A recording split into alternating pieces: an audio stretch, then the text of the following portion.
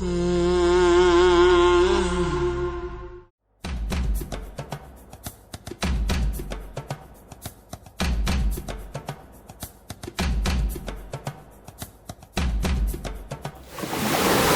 bado poa. Bado poa, 100 ndani ya magunia. Hapa mchumba mbona anatembea tu mavazi? Mchumba mwenyewe alinitembea nini? Anatembea stress. Anatembea stress. Hapo ni siwazo niko huko mtaani. Nataka niende au mguu wa kwanza mpaka kumwambia kwanza. Anione kwanza kichwa changu. Msijamu nilivyokuwa mnyama. Ngoja niende mtaani.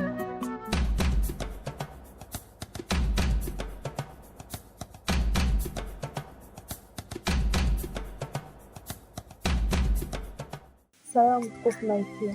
Salamu. Malkia, mimi kuna jambo nilikuwa nataka nikueleze. Jambo gani? Niambie naone. Kuhusu mke wako Mwandile. Mwandile amefanyaje? Ana mahusiano na mlinzi. Mlinzi? Ndio. Nani we?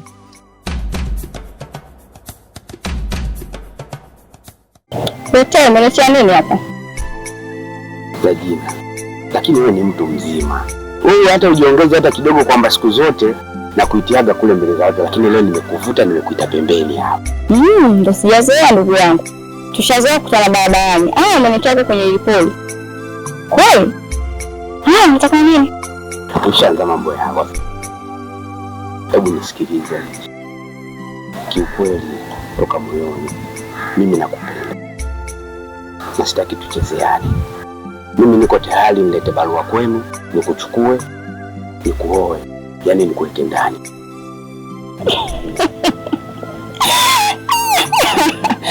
Acha kufurahisha basi.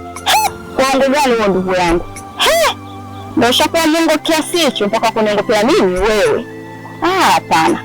Jina. Au mimi kama nakupenda. Hebu sikilizia moyo wangu unapokwenda hiyo Jina. Feno. Mwandile na Feno na mahusiano? Ndio Malkia. Ameanza lini tena? Wana muda mrefu tu Malkia. Mimi nimeona nikwambie kwa sababu naona mtukufu mfalme anakusisitiza kuhusu Mwandile. Ndio maana nikaona nikupe hizi habari. Wana mahusiano na muda mrefu kidogo. Haya mwanangu, mimi nashukuru. Lakini nakuomba ombi moja. Unisaidie kumfuatilia Mwandile. Na ninajua hilo jambo naliweza kwa sababu wewe ni mtu wake wa karibu. Lakini Malkia, naomba usije kunitaja kwa Mwandile. Usijali, mimi hata sikutaji. Sababu ananiamini sana hapo ni rafiki yake. Sawa, sikutaji.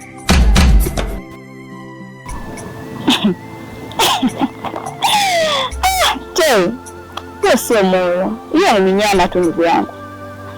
Acha kunidanganya. Regina, tuachane na masuala yote Regina. I swear. Mimi nakupenda. Na mimi nataka nikuoe wewe Regina. Niko tayari kwa lolote lile Regina. Kama unapenda unavyoishi kwenu pale, utaki nawe kuwa na mume. Hebu niangalie hapa kijijini wenzako wananitamani, wananitaka, lakini mimi nimewacha wao, nimekufuata wewe. Ujue wewe una kitu na utafika mbali ujue. Maana kwenye mahusiano nimeshadanganywa sana. Nishakutana na wanaume wakanidanganya.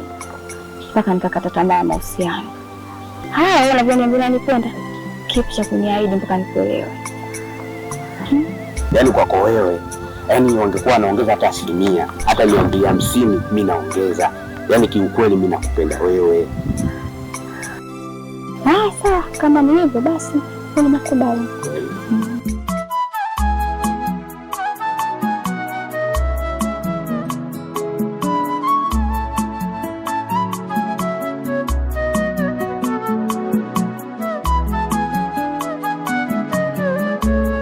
Kalonde. Ndio mtukufu mfalme.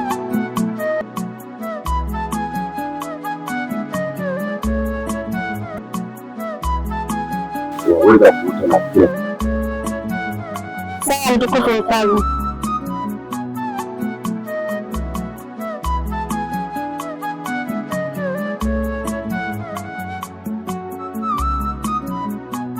Malkia, kabisa.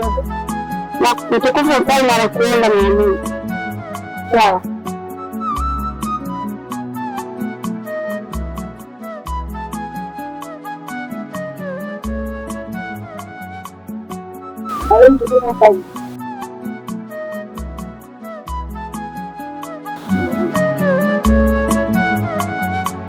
Naomi, mimi kuna jambo nataka unisaidie, na nimeona sina mtu mwingine wa kumshirikisha hili jambo zaidi yako, kwa sababu wewe ndo rafiki yangu na pia ni mtumishi wangu mwaminifu sana, na ndo mtu pekee anayekupa siri zangu. Sasa hiki kitu nilichokuwa nacho moyoni kinaniumiza sana. Nimeona nikikushirikisha wewe unaweza kanipa majibu ambayo yatakuwa sahihi katika kichwa changu. Mimi kuna mtu nampenda sana, na aliondoka muda mrefu, lakini pia nipo kwenye mahusiano na mtu ambaye ndani ya himaya hii nadhani unamfahamu, ni mlinzi. Ila mimi huyo ipo moyoni. Yaani hapa nashindwa nifanye kipi, nimchukue nani nimwache nani? Kwa sababu ninayempenda kasharudi. Na mlinzi ni mtu hatari sana. Akija kulijua ile anaweza kufanya chochote kibaya kwa mtu ambaye ninayemthamini na kumjali na kumpenda katika moyo wangu. Kwa hiyo mimi hata sijui nifanye nini. Nilikuwa naomba unishauri. Nahitaji ushauri wako rafiki yangu, kama msichana mwenzangu. Sawa rafiki yangu.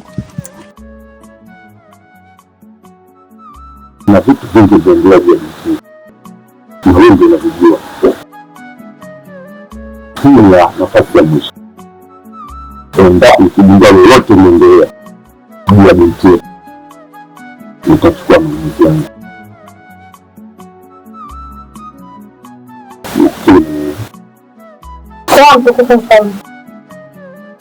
Unaenda kuja na shughuli zako.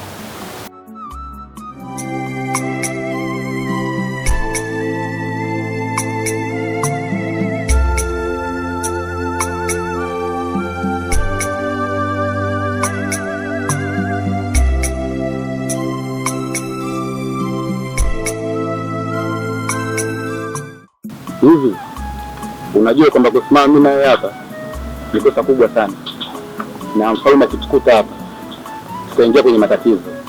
Hapana bwana, achana nayo. Hebu niangalie kwanza wewe. Naonekana ndio umependeza, lakini aliyekuchora amekosea. nimekosea? Hapana bwana, mimi nimempa mchoro kabisa na kamchora vile vile, anaje nikosea? Mbona mchoro kauchora vile vile? Sawa. Nini maana uji wako hapa? Mchoro ndo wangu. Mimi uji wangu hapa nimekuja kukupa habari ya Mwandile. Mwandile? Ndio anafanyaje? Mwandile yule mwanaume wake alienda mjini, amesharudi Mapupo. Amerudi Mapupo. Shit! Mapupo amerudi? Mwandile binti yangu. Ambie Malkia, Naomba usinifiche chochote binti yangu. Wewe nasikia na mahusiano kwa nje. Mwandile? Baba yako unamjua? Hebu niambie ukweli mwanangu. Una mahusiano? Malkia, mimi mbona sina mahusiano yoyote yale. Ni hofu tu ya baba. Ndugu wetu ana hofu sana juu yangu. Na kwa kuwa mimi ni binti yake kipekee, lakini sina mahusiano yoyote yale. Unamkumbuka yule kijana? Nakumbuka Malkia. Karudi. Na mapenzi yao yapo hivi. Yaani mapenzi yamezidi kuwa moto, yaani wamekutana na kukwambia wamekumbatiana, Mwandile kamkumbatia Mapupo, yaani wamefurahi, yaani mapenzi yao yamerudi. Okay, sawa. Hiyo nitalifanyia kazi. Lakini kumbuka, kusimama kwetu mimi naye hapa ni kosa kubwa sana. Sana. Okay, poa, lakini nisikize. Kumbuka kijana yule alifungwa polini wiki nzima.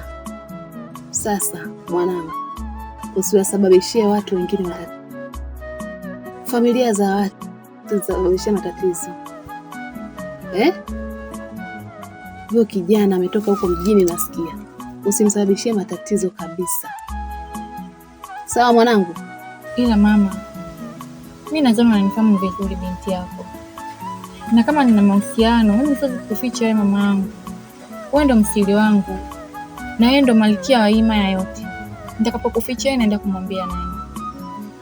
Niamini mama yangu, mimi sina mahusiano na mtu yoyote hapa katika kijiji hiki. Haya mwanangu. Sawa kama